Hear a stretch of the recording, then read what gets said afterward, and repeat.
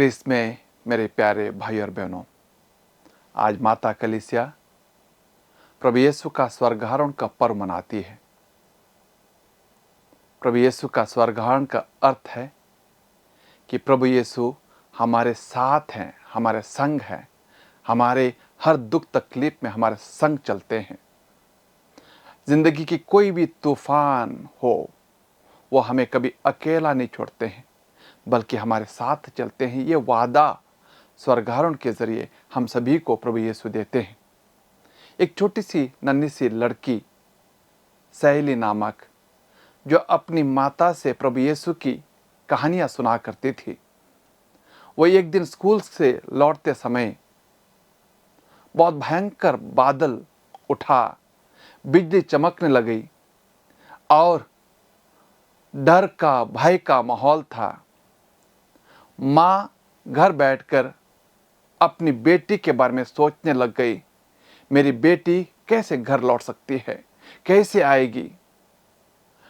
उसी समय दूर से ही बेटी को बड़े मुस्कुराते हुए, हंसते हुए, खेलते हुए आती हुई देखती है और माँ अपनी बेटी से पूछती है, बेटी तुमको डर नहीं लगा?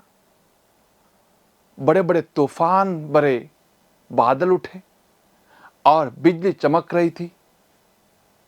तब बेटी माँ से कहती है, माँ आप ही तो कहती है कि प्रभु यीशु हमारे संग है, हमारे साथ हैं, तो मुझे किस बात का डर। तो आज मुझे ऐसा लग रहा था कि प्रभु यीशु मेरा फोटो खींच रहे हैं, फ्लैश लाइट लगाकर फोटो खींच रहे हैं, इसलिए मैं अपना पोज देने की कोशिश कर रही थी और हंसते हुए मैं अपना पोज दे रही थी। एक छोटी सी बच्ची अपना बयान देते हुए कहती है कि प्रभु यीशु मेरे साथ है, मुझे कोई डर नहीं है। स्वर्गारोहण का दृश्य या स्वर्गारोहण के बारे में हम सोचते हैं, तब हमें तुरंत वह दृश्य याद आता है जो जैतून का पहाड़ में हुआ था। प्रभु यीशु अपने शिष्यों के साथ वार्तालाप कर रहे थे और आशीष देने के बाद वह स्वर्ग में आरोहित कर लिए गए। और यह दृश्य कभी कभार हम भी सोचने लग जाते हैं। स्वर्गारोहण का अर्थ है प्रभु यीशु अपने चेलों के सामने बातें करने के बाद स्वर्ग में आरोहित कर लिए गए। कोई गलत नहीं है, लेकिन वहीं तक सीमित रहना काफी नहीं है, क्योंकि प्रभु यीशु स्वर्ग में आरोहित होने के बाद महिमा के साथ अपने पिता के उस सिंहासन पर जा बैठे हैं। आज जब हम प्रभु यीशु का स्वर्गारोहण को मनाते हैं, हमें कुछ बातें समझने की जरूरत है। यह स्वर्गारोहण का पर्व क्यों मनाते हैं? इस पर्व का मनाने का सबसे बड़ा अर्थ है कि प्रभु यीशु अपने पिता का सिंहासन को छोड़कर अपनी पिता की महिमा को हमारे बीच में उन्होंने रख छोड़ा। इसलिए हम सभी को उस पिता को धन्यवाद देना है कि उन्होंने अपनी महिमा अपने पुत्र के जरिए हम सभी के लिए दिखाया। और दूसरी बात, जो प्रभु यीशु ने हम सभी के लिए जो कार्य किया है, जो योजनाएं बनाई है, उस योजना को अपने जीवन के जरिए, अपने कार्य के जरिए पूरा करना है। प्रभु यीशु ने जो कार्य हम सभी के रख छोड़ा है, उसे पूरा करना है। प्रेरितों का धर्मसार, जो हमारे पवित्र कलीसिया का सार है, विश्वास है, और हर एक रहस्य उस प्रेरितों के धर्मसार में है। पवित्र कलीसिया का सार है, निचोड़ है, और धर्म की सारी बातें उस धर्मसार में लिखी है। और उसी में हम सभी कहते हैं, मैं विश्वास करता हूं कि प्रभु यीशु स्वर्ग में आरोहित कर लिए गए और अपने पिता के दाहिने बैठे, और हम सभी को वहीं पहुंचना है। हम सभी की इच्छा वही होनी चाहिए, हम सभी की आशा वही होनी चाहिए कि हम एक दिन उस प्रभु के पास पहुंचेंगे। मत्ती का सुसमाचार अध्याय 16 पद संख्या 19 में लिखा है, प्रभु यीशु अपने चेलों के साथ बात करने के बाद स्वर्ग में आरोहित कर लिए गए और अपने पिता के दाहिने विराजमान हो गए। लूकस के सुसमाचार में अध्याय 24 पद संख्या 51 में प्रभु अपने चेलों को आशीष देने के बाद वह स्वर्ग में आरोहित कर लिए गए। फिलिपियों के नाम संत पौलुस का पत्र अध्याय 2 पद संख्या 6 से 11 में प्रभु की वाणी यह कहती है, वो वास्तव में ईश्वर है और उसका पूरा अधिकार था कि ईश्वर की बराबरी करें, फिर भी उन्होंने दास का रूप धारण कर तथा मनुष्यों के समान बनकर अपने को दीनहीन बना लिया और उन्होंने मनुष्य का रूप धारण करने के बाद मरने तक आज्ञाकारी बनकर अपने को और भी दीन बना लिया।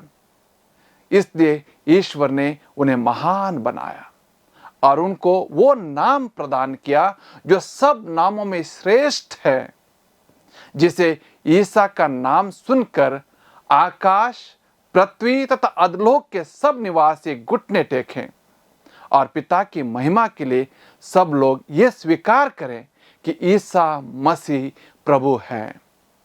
ईसा मसीह प्रभु है। रोमी साम्राज्य के अनुसार प्रभु का पदवी, द लॉर्ड की पदवी केवल सम्राट को दी जाती है, क्योंकि अपने साम्राज्य में हर एक व्यक्ति को मारना और जीवन में बनाए रखने का अधिकार केवल उस सम्राट को है। इसीलिए शुरुआती कलीसिया ने प्रभु यीशु को प्रभु कहलाने में कोई हिचकिचाहट नहीं दिखाई, क्योंकि वह एक असली सम्राट है, क्योंकि उनको इंसान को मारने का और जीवन देने का अधिकार है।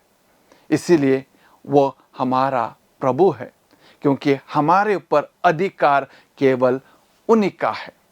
आज जब प्रभु का स्वर्गारोहण को मनाते हैं, कुछ बातें याद रखने की जरूरत है। क्या प्रभु यीशु ठीक 40 दिन के बाद, अपने पुनरुत्थान के बाद स्वर्ग में आरोहित कर लिए गए या कुछ और है?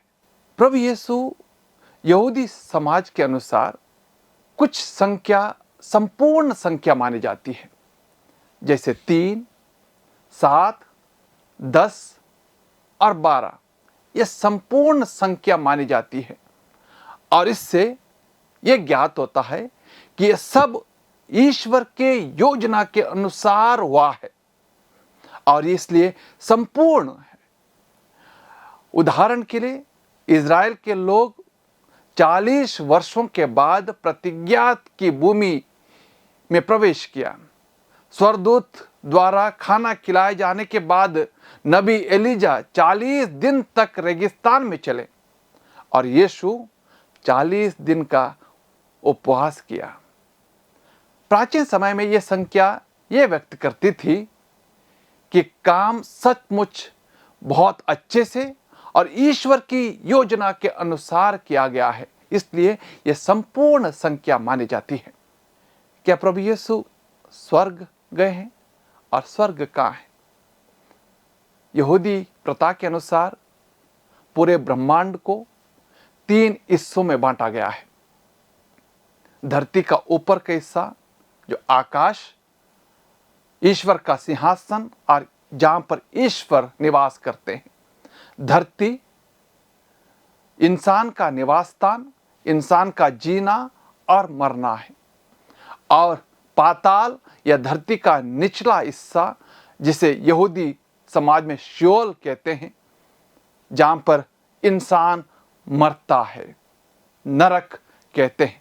कभी कभार आम भाषा में हम लोग भी इसको इस्तेमाल करते हैं कि स्वर्ग ऊपर है, धरती हम सभी निवास करते हैं और नरक धरती के नीचे है। लेकिन समझने की जरूरत है, स्वर्ग ना तो ऊपर है और ना नीचे। स्वर्ग वह है जहां ईश्वर है। स्वर्ग में होने का अर्थ है ईश्वर के साथ रहना, उसके जीवन और उसके आनंद को पूरा साझा करना। जिस तरह से वो लड़की पूरी तरह से आनंद के साथ थी, क्योंकि वो एहसास करते थे कि प्रभु उनके साथ हैं। कभी कभार हमारे परिवार में भी सुख आता है तब लगता है कि ईश्वर हमारे साथ है। जब खुशियां हैं, एक दूसरे के साथ मिल बांट के रहते हैं, आनंद के साथ रहते हैं, यानी ईश्वर हमारे साथ है। और प्रभु यीशु जहां पर है वहां पर स्वर्ग है। इसलिए जब पवित्र शास्त्र हमें बताता है कि यीशु स्वर्ग में चढ़ गया, तो इसका उद्देश्य हमें यह बताना नहीं है कि वो ऊपर गया या नीचे, बल्कि यह है कि उसने अपने पिता की महिमा में प्रवेश किया है। सुसमाचार हम सभी को एक दायित्व देता है, एक मकसद देता है, एक उद्देश्य देता है कि हमें भी जिस तरह से प्रभु यीशु ने कार्य किया है, हम में से हर एक को करना है। मत्ती का सुसमाचार अध्याय 28 पद संख्या 16 में प्रभु की वाणी हम सभी के लिए कहती है, इसलिए जाओ और सब जातियों के लोगों को शिष्य बनाओ और उन्हें पिता, पुत्र और पवित्र आत्मा के नाम से बपतिस्मा दो। मैं संसार के अंत तक सदैव तुम्हारे साथ रहूंगा।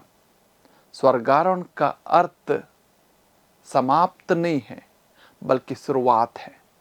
हम में से हर एक को शुरुआत करना है कि प्रभु की योजनाओं को अपने जीवन के जरिए हम सभी पूरा करें।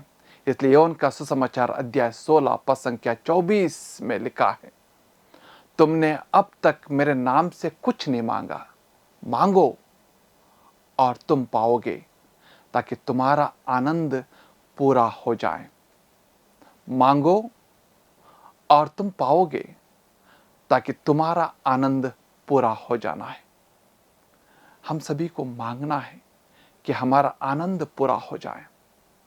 और स्वर्गारोहण का अर्थ भी यही है कि प्रभु यीशु मेरे साथ है, मेरे संग है, मेरे परिवार में है, और प्रभु यीशु के आनंद के भागीदारी हम में से हर एक को बनना है।